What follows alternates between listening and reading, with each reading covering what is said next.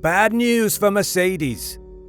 The Silver Arrows have had a bad season, and as they're turning slowly towards 2024 while still having this season in mind, problems show up that must not be ignored, or they might face the same fate next season as well. With the teams around them improving as each race passes, the Silverstone team has a lot to work on, and with them separated between working on the W15 and not ignoring the W14, because of threats from the teams behind them, could we see Mercedes failing on both fronts? Mercedes has encountered a significant setback, marking a crucial test for any F1 car, as this raises serious concerns regarding its ability to challenge Red Bull in 2024, highlighting the considerable ground it still needs to cover in terms of overall speed. The Japanese Grand Prix weekend proved to be Mercedes' worst performance of the season, with its best lap trailing by 1.16 seconds behind the overall fastest time, which again underscores that while Mercedes holds the second position in the Constructors' Championship, there are substantial doubts about its capacity to make the necessary steps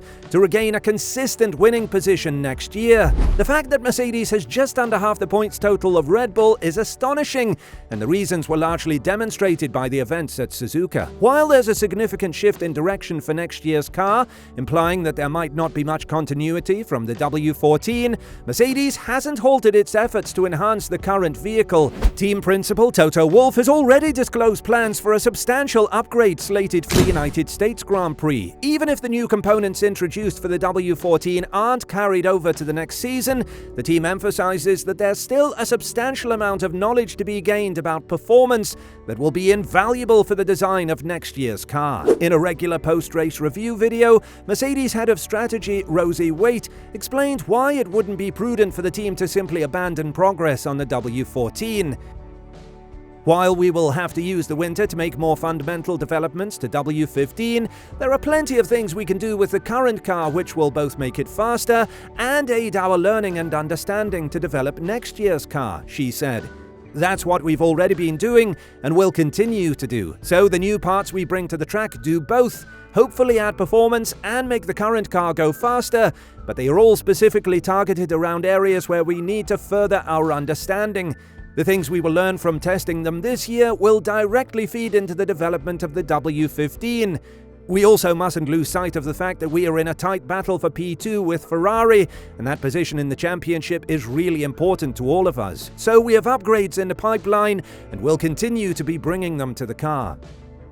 The question still stands though, what does Mercedes need to improve next year? It wouldn't be accurate to claim that Mercedes has been confused by the ground effect regulations introduced at the beginning of 2022. However, there is substantial evidence suggesting that they have not completely understood the details necessary to optimize these types of cars, and while Mercedes held dominance in the era prior to these new regulations, one could remain skeptical about the team's depth of understanding required to engineer a car fast enough to contend for the championship. The car showcases several weaknesses in comparison to Red Bull, notably its excessive drag. However, the challenges faced in the initial sectors highlight a fundamental issue in getting these cars to perform optimally. There are numerous factors at play, with the overall downforce of the car being a critical component, but nevertheless, correcting the long-standing problem of rear-end instability, as witnessed at Suzuka, is not a simple task. While generating more rear downforce seems like an easy solution, it is far more complex, and one of the central difficulties with these cars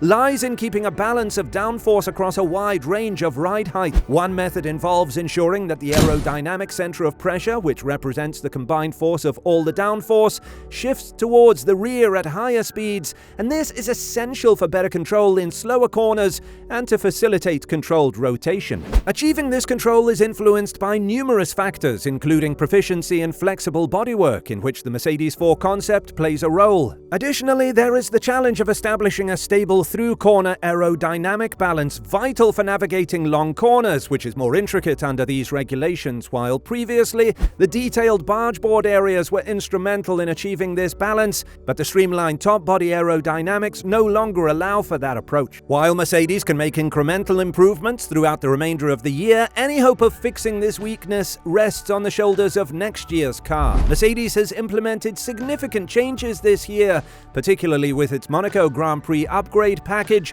which did upgrade the car's rear-end instability at higher speeds and granted more control over the mechanical platform due to improved anti-dive in the front suspension. This package, however, did away with the infamous zero side pod approach that Mercedes introduced at the beginning of the previous year, which Adrian Newey characterized as nearly the opposite of Red Bull's approach. Nonetheless, Mercedes is essentially striving to maximize the potential of an unnatural car, and as Shovlin explained when the Monaco upgrade was introduced, the limitations of adapting an existing car to a different concept will persist until 2024. Consequently, the team has not ended up with precisely what it would ideally want, and the changes did result in a performance improvement which has been built upon with subsequent developments, but they haven't completely transformed the car. This is because there are inherent constraints in terms of the monocoque and suspension geometry, which are primarily due to the restrictions imposed by the cost cap. As Mercedes team principal Toto Wolff pointed out earlier this season,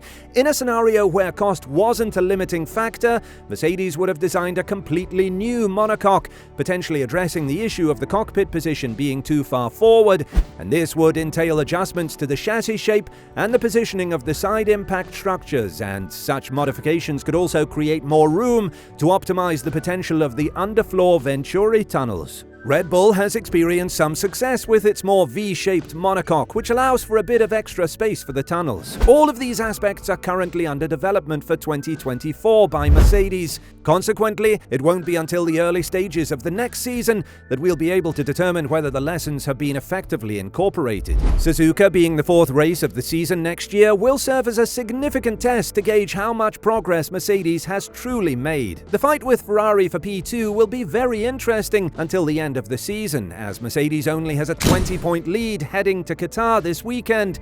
Meanwhile, both Ferrari and McLaren intend to be the team closest to Red Bull in 2024. To add on the pile of Mercedes issues, Shovlin has stated that he fears Mercedes have lost the race day tyre edge over Ferrari, as he believes that Mercedes' lack of performance over the Japanese GP weekend was down to a simple lack of downforce. With Ferrari openly admitting they want and will battle Mercedes for that P2 spot this season, the pressure is on for the Silver Arrows to not mess up in the next races and finish the season on a high. Shovlin had a very interesting quote about where the team can look for performance, saying it's basically like a gold mine. When your resources are so limited, you need to be very careful about where you're searching for performance, because it's got to be fruitful. You've got so little tunnel time, the cost cap is making things difficult. You don't want to be exploring in barren lands, basically.